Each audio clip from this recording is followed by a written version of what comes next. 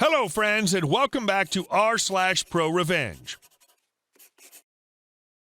Today we have two brand new stories for you. In the first, we'll tell you how our OP, with the help of his doctor, punished the manager.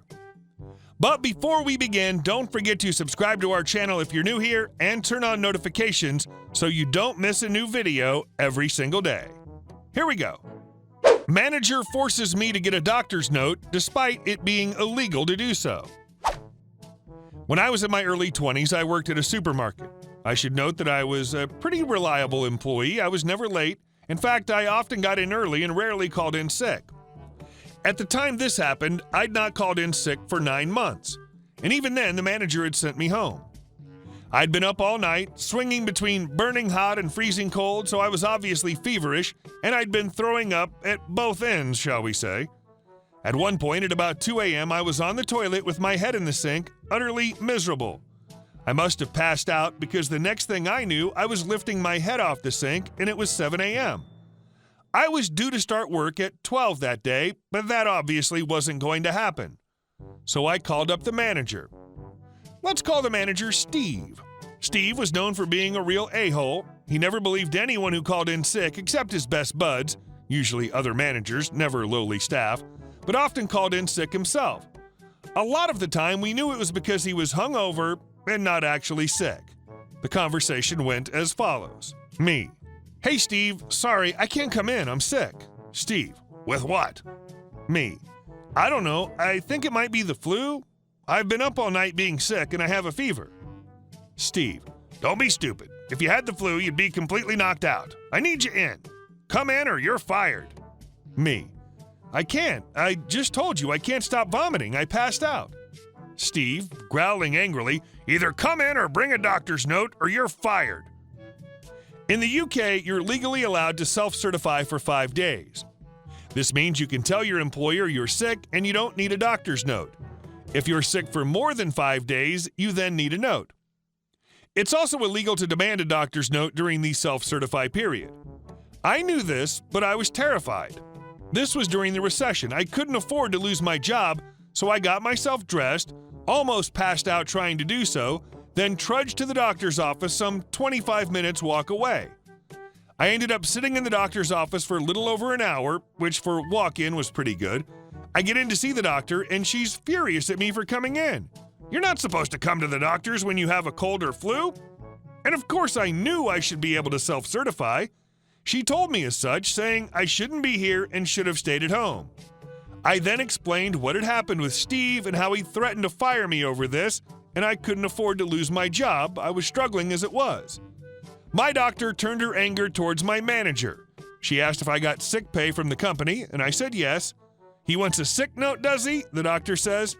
"Okay, I'll give him a sick note." Now, my manager just wanted a note confirming I was sick. But instead, my doctor wrote something along the lines of this: "My name has come to the surgery because manager name has insisted she come in spite of the fact that this is illegal and all employees are allowed to self-certify. Due to being forced to make this unnecessary and highly dangerous trip when the patient is ill, has a fever of 39 degrees Celsius, and almost passed out in the waiting room, I am signing my name off for 2 full weeks to recover. Had my name been allowed to self-certify, as is the law, they might have only needed a few days. But due to straining themselves, they now require 2 full weeks. They are not permitted to work until date 2 weeks later." The doctor said she would have signed me off longer, but this was the longest she could do without requiring further evidence.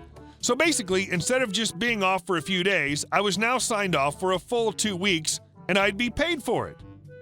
I went to my place of work, at which point one of the duty managers saw me and asked me what the heck I was doing here, go home. I was obviously very unwell. I explained what happened, they agreed to help me downstairs to Steve's office and went with me inside. I handed Steve the note, he looked worried and tried to say, "I wasn't being serious about firing you." Well, gee, when you angrily growled it down the phone, it sure sounded like it. The duty manager then declared that they were going to drive me home. It was clear Steve wanted to argue, but had the sense to know he shouldn't. The duty manager then drove me home, made sure I was okay, then went back to work where they informed our union rep of what had happened. Steve had a disciplinary hearing where he was given a severe reprimand and a warning. Steve tried to argue he'd never said I'd be fired and I was lying and just decided to go to the doctor's, but the duty manager said they heard him admit to it when he said to me that he didn't really mean it. I felt better after a few days and enjoyed my 2 weeks off, fully paid, and enjoyed the nice weather we had. Meanwhile, Steve was forced to work overtime because we were short-staffed. So thanks to the doctor, instead of being off for a few days, I ended up getting a nice 2-week paid vacation, and Steve was given a final warning. All because he insisted I get a doctor's note. I know it's not the point of the story, but respect to the duty manager for backing the employee's claim that Steve threatened to fire him. And our last story. Sure, I'll take everything. Some background. I used to work at a rent-to-own company that we can call Rental Center. My state takes a dim view of rent-to-own, so to get around it, Rental Center offers a rental term at the end of which your last few payments are converted to a loan, and when you pay it off, the rental is yours. When you start, you get a 90-day price, but if it isn't paid off on day 91, you're in it for the long haul, basically 4 times the 90-day price. You could package items together to make your weekly bill cheaper. You could turn in anything you wanted, but to get it back, you had to start over. Our store bought items on credit, and as an item was paid on by a customer, the amount we owed was paid on. So we buy an item for $500, you rent it and pay 50 payments, maybe we owe $50 still. If you turn it in, we rent it to someone else at the full price, but still owe only the last 50.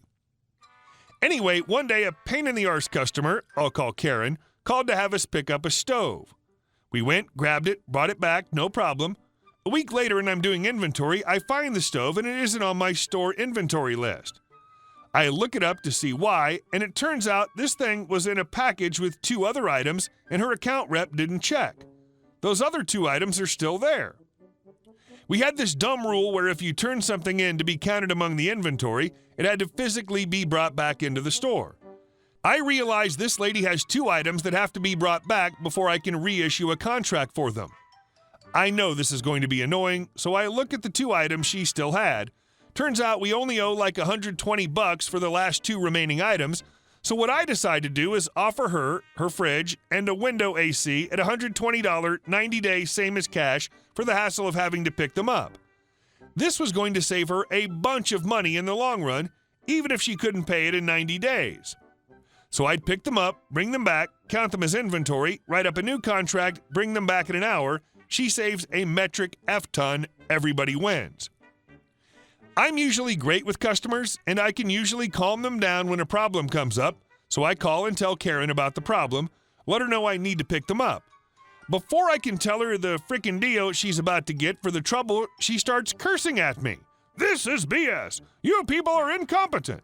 Lots worse names and so on. The call ends up lasting about 20 minutes with her freaking out the whole time.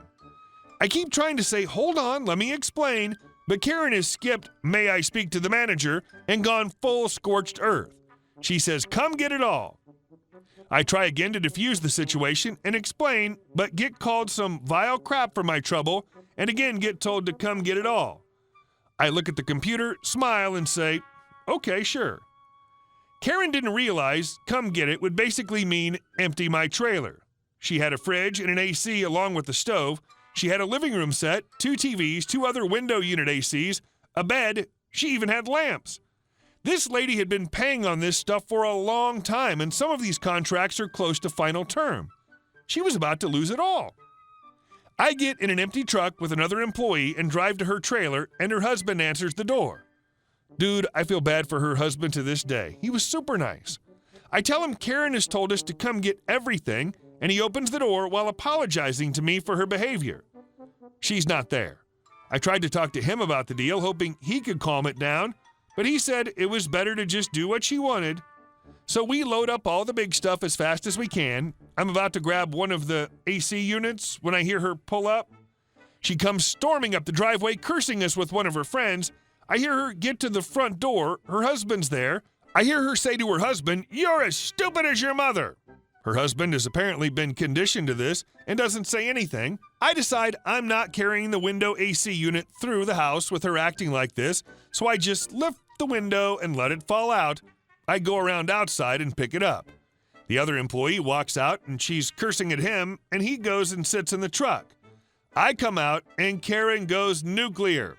"This is such BS. Why are you taking this stuff? Blah, blah, blah." Followed by some horrible names and a lot of cursing. I smile and say, "You told me to come get everything. Twice." I walk right past her, smiling. I grab the fallen AC unit while she's stammering, "You better bring all that back right now." She followed these statements with name-calling and talking crap, talking about our families, anything and everything. If she had just stopped for a moment and spoke to me like a human, I would have put it back. But she didn't. I put the AC on the truck and say, "I'm sorry, I can't do that. Once it's on the truck, it has to go back to the store to inventory and check it for damage, and then I'd be glad to talk to her about putting it on a new contract."